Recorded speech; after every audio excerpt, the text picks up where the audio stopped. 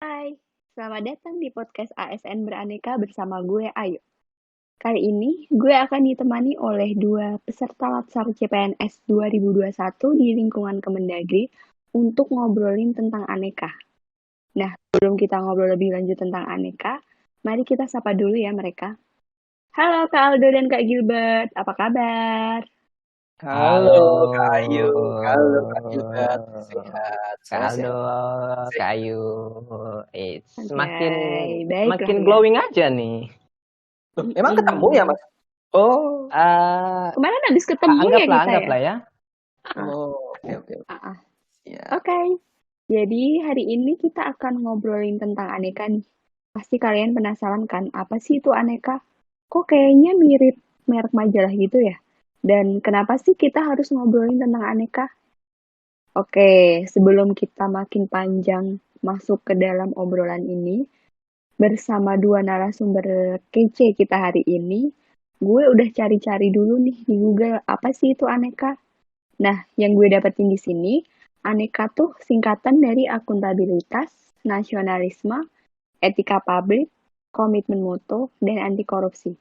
Bener nggak sih Kak Aldo? Nah, bener banget tuh aneka itu yang ada Mm-mm. di lima breakdown itu ya.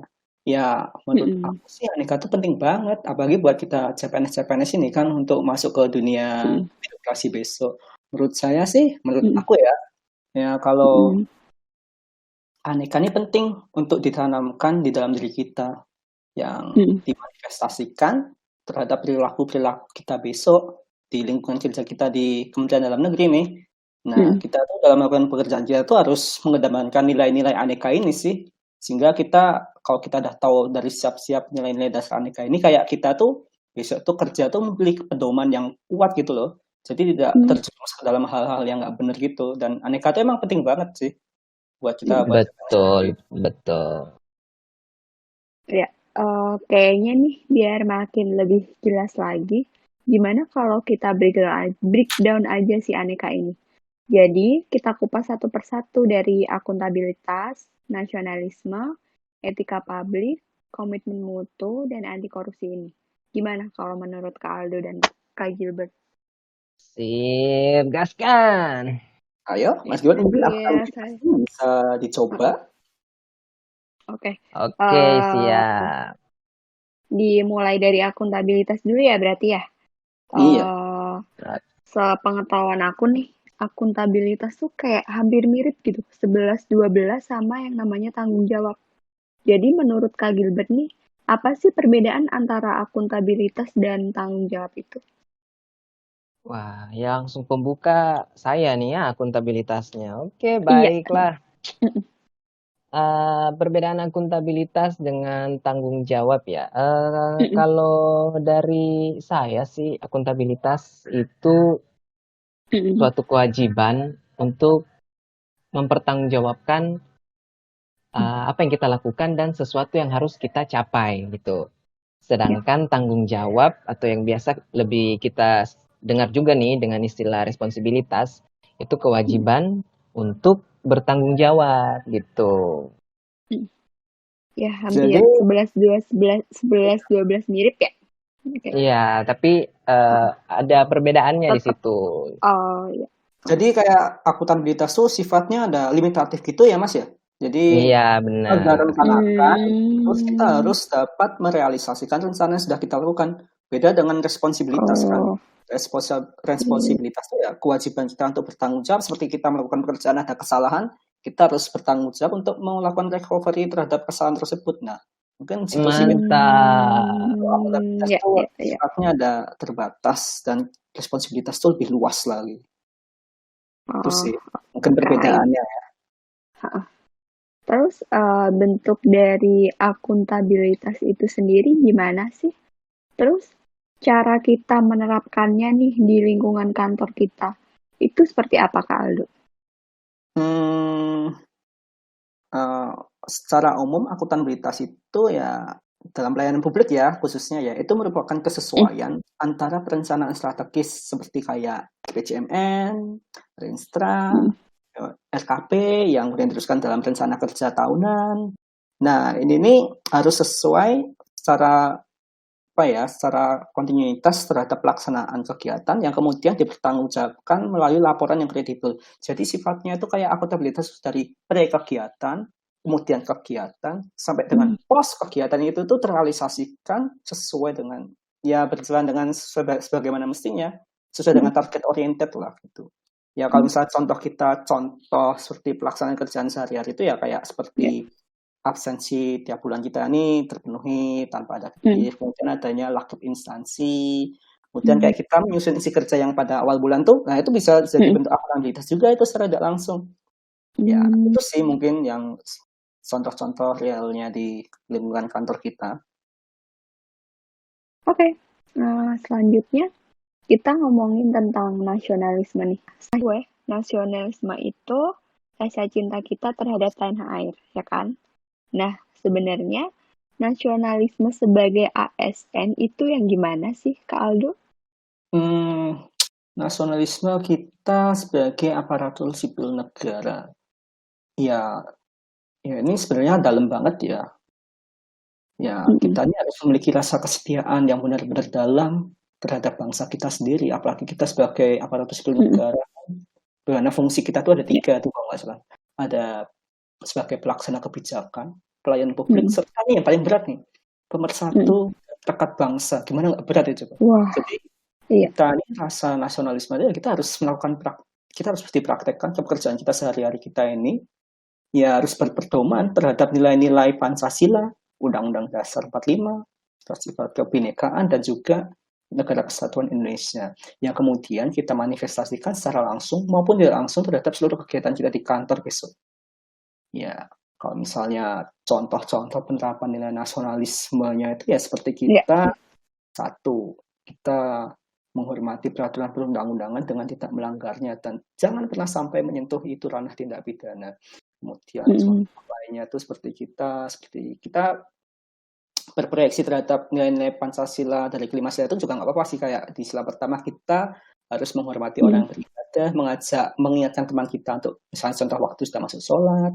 Kemudian kalau terhadap sila kemanusiaan itu seperti kita harus menghargai, memberikan rasa empati dan simpati terhadap mungkin teman kita yang ada tekanan batin dan mungkin ada dia terkena bencana alam atau bagaimana. Kemudian kita sebenarnya melakukan kristalisasi dari kelima sila itu sih. Ya, jadi sebenarnya kayak hal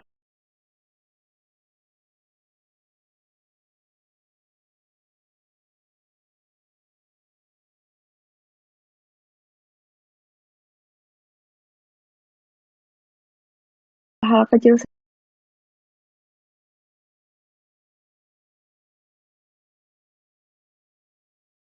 seperti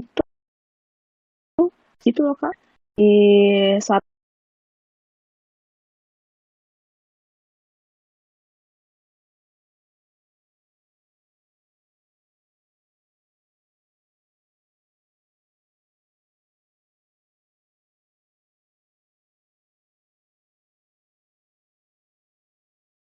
rapat nih ada beberapa anggota gimana tuh? Nah ini nih yang suka bikin rusuh kan nih. Iya, Aldo nih mungkin salah satunya nih di rapat nih.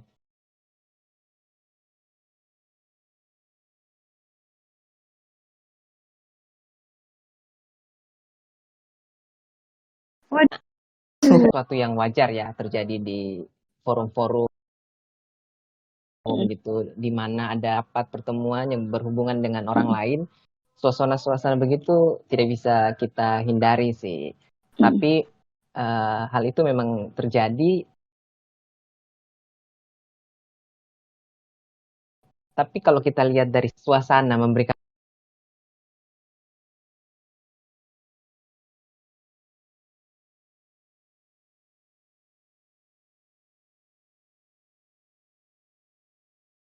warna di dalam forum itu. Jadi warna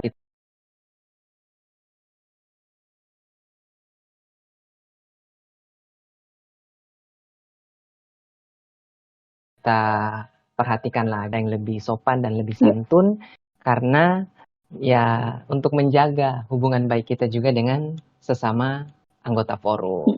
Dan itu tuh sangat bertentangan tuh dengan sila keempat, yang dimana kita sebagai bangsa Indonesia dalam suatu forum selalu mengutamakan yang namanya musyawarah untuk mufakat. Itu sih. Nah, Jadi bener banget sih. Sering banget nggak sih kalau di rapat tuh banyak pihak-pihak yang selalu pingin idenya tuh dimasukkan entah bagaimana caranya tapi nggak mau ngalah gitu. Itu menurut saya bertentangan banget sih dengan sila keempat. Ya, kita harus menghargai pendapat orang lain juga dalam suatu forum tersebut. Tidak semena-mena kita ingin memaksakan pikiran kita ke dalam pikiran orang lain kan. Ya, tapi emang senyatanya di forum kejadian seperti itu emang banyak. Dan ya gitu deh. Oke, mau saya banting kursi nih sekarang? Boleh. Waduh. Makin panas ya Pak obrolan kita Banting hari aja ini Mas, ya. nggak apa-apa. Itu bisa Masih panjang nih ya obrolan kita ya. Masih buat self panjang healing ini. biasanya kan gitu, self healing ini banting aja semua. Masih lanjut panjang lanjut nih. Masih lanjut ke ayo panjang. maaf. Oke, kita lanjut ya Kak ya. Kita lanjut ke etika publik nih. Nah, untuk etika publik sendiri itu sebenarnya apa sih pengertiannya? Terus gimana sih cara kita menerapkannya di lingkungan kantor ini? Gimana tuh kalau menurut Kak Aldo? Etika publik ya. Ini menarik nih. Iya. Etika publik. Kita harus tahu sih etika itu apa dulu. Nah, paling nggak kita tahu sih bedanya etika dengan etiket itu. Jadi etiket itu secara ekstrim itu kayak kita di dalam kamar kos ya, kayak gue ini lagi di kos sendiri nih. Terus gue ngelakuin tindakan-tindakan yang menurut gue tidak gue lakuin pas ada orang, kayak melakukan tindakan yang nggak sopan atau melakukan tindakan yang tercela, tapi nggak ada orang lain, tapi tetap gue lakuin.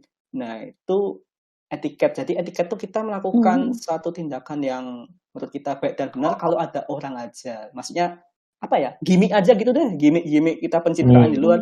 Beda sama pencitraan ya.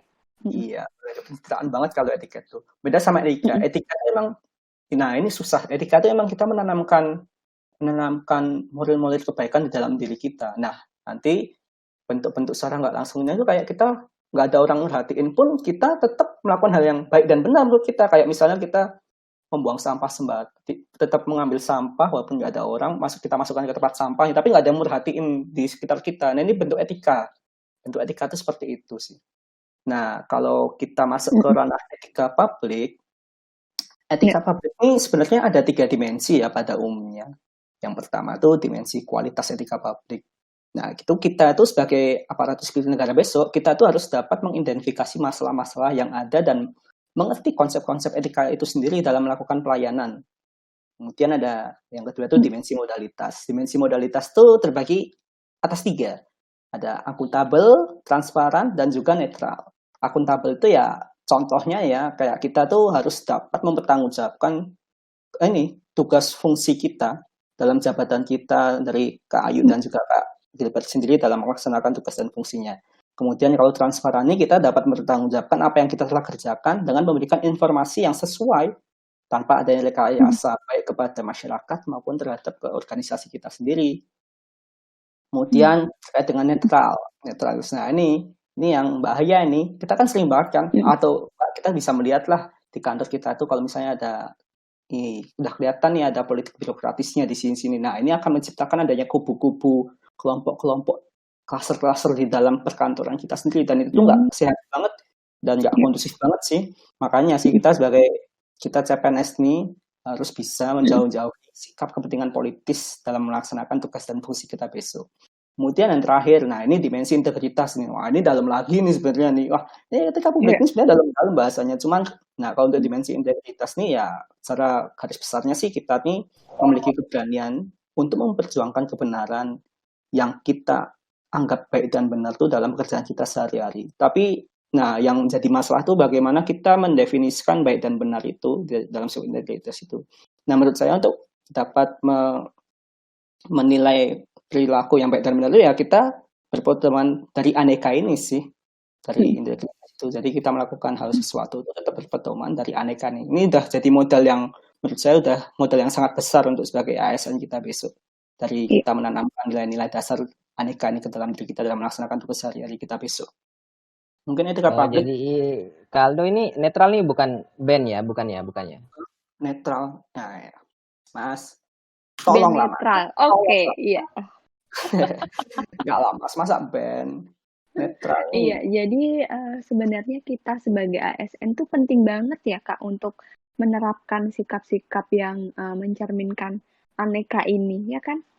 Bener banget Kak Supaya Ayu. menjauhkan kita dari sikap dan perilaku yang negatif-negatif seperti itu tadi, ketidaknetralan tadi, ya kan?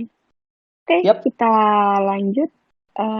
Nah, sekarang nih kalau kita ngomongin tentang komitmen mutu, sepengetahuan gue, komitmen mutu itu mencakup efektivitas, efisiensi, inovasi, dan mutu. Nah, terus gimana sih bentuk penerapannya di lingkungan kantor kita? Dari seperti apa sih bentuk penerapannya dari masing-masing cakupan itu? Gimana menurut Kak Gilbert? Komitmen mutu, ya benar banget tuh tadi ada 4 ya yang di dalamnya. Di mana Iya. ada yang pertama nih keefektifan. Ambil contohnya nggak usah jauh-jauh ya di lingkup Iya. kantor-kantor kita aja gitu ya. Contohnya dalam kita membuat rencana kerja kita yang kita kenal dengan SKP, sasaran kinerja pegawai yang kita buat di awal tahun. Itu bagaimana kita bekerja dengan baik agar SKP kita tuh terpenuhi. Kemudian program-program kerja dari unit kerja itu dapat berjalan dengan sebagaimana mestinya. Kemudian sesuai dengan rencana yang sudah ditentukan sebelumnya. Itu kalau keefektifan. Kalau efisiensi di kantor itu contohnya dengan adanya yang kemarin nih baru kita alami nih, refocusing kan. ya Di bener unit banget tuh. kerja kalian ada nggak Iya. refocusingnya? Wah, sakit Mas. Sakit. Aduh, ya mau gimana Waduh, Sakit lagi kan sekali. berat ya. ya. Mm-mm. Udah harus kita alami, harus kita Iya. rasakan karena ada Mm-mm. sesuatu yang lebih diutamakan, vaksin. Ngomong-ngomong udah vaksin kan berdua nih? Sudah dong. Udah dong. Wah, mantap. Udah Ya vaksin itu yang kedua ya. hasil refocusing. Mm-mm. Ya, itu dia contohnya. Jadi ada eh, terjadi refocusing untuk program-program yang lebih Mm-mm. sifatnya darurat. Kemudian inovasi nih. Contohnya dengan menggunakan metode-metode baru dalam pelaksanaan kegiatan-kegiatan kita di kantor. Contohnya digitalisasi nih. Kalau di unit kerja saya sih, di Pemdes nih, desa, itu Mm-mm. ada e-surat sama TV Pemdes nih. Ini adalah contoh dari digitalisasi itu. Jadi yang pertama nih surat nih, jadi nggak perlu lagi tuh yang namanya kita disposisi, jadi harus jalan dari satu ruangan ke ruangan gitu kan. Belum lagi Wow. diejeki teman, diganggu kan, kurir ya, aduh kan. Sama Wah, yang satu nih TV Pemdes Wah, nih. makin simpel. TV Pemdes ini bentuk salah satu bentuk ini tadi akuntabilitas kami, responsibilitas dari Ditjen Bina Pemdes untuk memberikan informasi, kebutuhan informasi bagi aparat-aparat yang ada di desa gitu. Kemudian wah, yang terakhir ada mutu. Nah, kenapa nih Mas Aldo? wah. Ini sih ya, tuh yang e-surat tuh benar-benar inovatif banget sih. Menurut Oh, saya. Iya bener. iya, itu Kalau di Dia. kantor saya tuh ya Mas ya, ini masih ada uh-uh. masa revisi, masalah itu, dan semuanya tuh Oh, kayak bisa ada revisi tuh lama banget, jadi kayak menghambat kegiatan program kita, masalah masalah surat menyurat aja bisa menghambat banyak sekali program kan, apalagi kalau udah ada e-surat nih, benar-benar inovatif, inovatif banget sih, bantu wah, banget dan kadang itu. Iya. untuk informasi untuk Ayu sama Aldo aja nih, ini surat nih dibuat sama teman sesama kita CPNS loh. Oh ya? Wow. Wow. Iya, jadi bentuk inovasi yang Iya. luar biasa banget lah di unit kerja di Pemdes. Mungkin beberapa waktu ke depan berkembang, bisa diterapkan juga kan di unit kerja yang lain. Di BPP Wah, tuh kan. luar biasa banget sih itu. Iya. Iya Oke, bener sih. lanjut. Kita lanjut yang ke mutu ya, yang terakhir. Iya. Nah, ini mutu ini kecermatan kita dalam bekerja.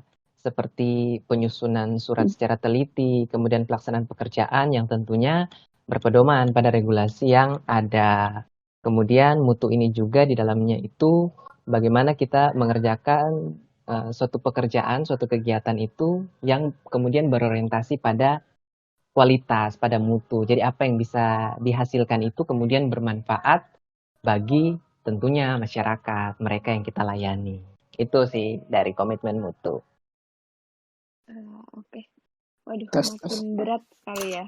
Iya, Untuk makin bahasan lama nih kita makin, ini. wih, Iya, apalagi untuk yang terakhir ini nih Kak. Aduh, makin berat nih sepertinya nih. Kalau aduh, udah Masih ngomongin ngomongin. hal oh yang anti satu ini nih. korupsi. Iya, Ini nih aduh. biang keladinya nih. Iya kan Kenapa? Kok makanya. biang keladi? Loh, Ya ini penghancur nih. iya, apalagi kan nih akhir-akhir ini banyak banget nggak sih kayak kasus korupsi yang menjerat para pejabat kita di negara ini ya kan? Nah, Iya sih, Iya. disayangkan banget sih itu. iya makanya kita sebagai generasi zaman now nih, perilaku seperti apa coba yang bisa mencerminkan sikap anti korupsi ini? Contohnya mungkin bisa dicontohkan di lingkungan kerja kita, gitu. Gimana Kak Aldo? Hmm, kalau kita tanya terkait dengan sikap anti korupsi ini sebenarnya berat banget ya. Ya kalau kita penerapan kerja nih ya kita sih sebelum kita dalam kerja kita harus bisa terkait dengan individu kita sendiri. Soalnya kan Hmm. sikap anti korupsi itu kan puncak kesadaran dari anti korupsi itu akan tercapai kalau kita itu bisa menyentuh spiritual accountability kita. Jadi kita dapat memahami bahwa dampak korupsi itu tidak hanya menimbulkan kerugian material negara, namun juga berdampak terhadap kerusakan kehidupan aspek-aspek lainnya, baik jangka pendek maupun jangka panjang. Jadi spiritual accountability itu harus kita dapat capai dulu untuk dapat menerapkan perilaku kita di kerja-kerja sikap anti korupsi itu. Saat itu kita spiritual accountability itu ada dua sih, sadar akan tujuan itu, kemudian kesadaran bahwa hidup kita ini akan dipertanggungjawabkan di esok hari. Nah ini core-nya dari sikap anti korupsi itu seperti itu sih. Nah, yang kemudian dimanifestasikan dari kepada 9 nilai dasar anti korupsi itu ada sifat kejujuran, kepedulian, kemandirian, disiplin, tanggung jawab, kerja keras, sederhana, berani, dan juga berkeadilan. Nah, jadi begitu sih. Kita tuh sebelum kita jadi sikap anti korupsi kita harus dapat menumbuhkan jiwa moral kita yang berintegritas dulu. Dan itu nanti itu akan berdampak kepada lingkungan kerja kita secara nggak langsung. Ya kalau kita lihat bentuk-bentuk contohnya di kantor yang secara realnya ya kayak kita tuh tidak mengkorup jam kerja, melatih untuk tidak bentuk hadiah-hadiah kecil, datang ke kantor tepat waktu. Nah hal-hal yang kecil seperti ini kalau kita lakukan terus-menerus secara kontinu dan secara komitmen, halnya akan memupuk diri kita untuk jangka panjang, membuat diri kita yang lebih berintegritas di kemudian hari dari hal-hal yang kecil tersebut. Jadi ya bentuk sikap anti korupsi kita, apalagi kita CPNS untuk yang baru masuk ke wilayah birokrasi ini ya kita mulai menanamkan perilaku sikap anti korupsi terhadap hal-hal yang kecil terlebih dahulu. Ya harus komit, itu yang penting, harus komit dan juga harus continue, dilakukan secara berkelanjutan. Ya itu sih secara garis besar menurut saya sikap anti korupsi yang harus kita terapkan pas kita masih CPNS ini. Luar biasa sekali Biasa ya loh Aldo jawaban ini. Kak Aldo. Luar biasa extraordinary gimana ini? Iya, jadi sebenarnya gimana cara kita menanamkan sikap anti korupsi ini emang harus lebih dini ya, tapi juga itu tergantung dari masing-masing kita individu kan sebenarnya ya. Bener banget. Tapi ya kita juga harus melihat kayak dari aspek yuridis juga ya, regulasi-regulasi. Kita nggak mungkin dong kita melakukan hal besar tapi kita nggak ada pedoman regulatifnya. Ya paling nggak kita tahulah apa yang dimaksud dengan pemerasan, penyuapan, gratifikasi, apa yang menyebabkan perilaku-perilaku yang menyebabkan kerugian negara, kita harus tahu itu semua. Tanpa kita tahu itu semua, kita juga buta juga walaupun kita ya gitu sih. Betul banget. Jadi yang berhubungan dengan moral tadi ya, salah satunya juga sih yang meningkatkan keimanan dan ketakwaan kita ya pastinya pada Tuhan itu yang Maha paling Esa penting ya gitu. sebenarnya. Itu yang mendasar nih ya, yang anti korupsi ini. Benar banget. Iya benar. Apalagi kita sebagai ASN nih, yang harusnya mencontohkan nih kepada masyarakat. Harus lebih awal kita menanamkan sikap-sikap itu, ya kan? Nah, bener banget tuh. Gimana Betul. coba kalau masyarakat melihat kita nih kan? Iya bener, kita sebagai ASN kan. Percaya mereka sama kita. Iya, Padahal tugas kita tuh Wajah-wajah pemerintah kan, iya, ya aduh, disoroti publik banget nggak sih? mm-mm. bentuk kita Iya. prihatin sama hal tersebut ini sebenarnya juga sikap anti korupsi loh. Kita prihatin sama Mm-mm. perkara-perkara seperti Oh, ini iya. dari hal kecil. Mm-mm. Ya, Oke, setelah penjelasan panjang lebar dari Kak Aldo dan Kak Gilbert mengenai apa sih itu aneka, kemudian bagaimana sih bentuk-bentuk penerapannya di lingkungan kerja, di lingkungan kantor ini, kita sudah cukup mendapat pencerahannya ya. Nah, harapannya nih ke depannya semoga kita nanti bisa menerapkannya di lingkungan kantor kita ini ya. Amin. Amin. amin. Oke, mungkin cukup sampai di sini dulu ya Oh, udah obrolan habis nih, udah kelar kita. nih. Iya, obrolan kita udah panjang dan Wih. makin berat sepertinya. Nanti kalau dilanjutkan mungkin tambah panas kan? Nah, mending Iya kita sih, akhiri tambah panjang saja. juga nih, honornya juga nambah nih, Mm-mm. berarti ya. Waduh, Oh, itu di belakang ya Kak ya? Itu di Oh belakang. iya siap, oke. Perut nih butuh diisi juga soalnya ya. Iya, siap. Aman kalau itu. Oke, baik. Terima kasih Kak Aldo dan Kak Gilbert atas waktunya. Terima kasih. Semoga kita bisa bertemu lagi ya di lain kesempatan. Oke, sekarang saatnya gue Ayu pamit undur diri. Sampai jumpa dan salam ASN beraneka.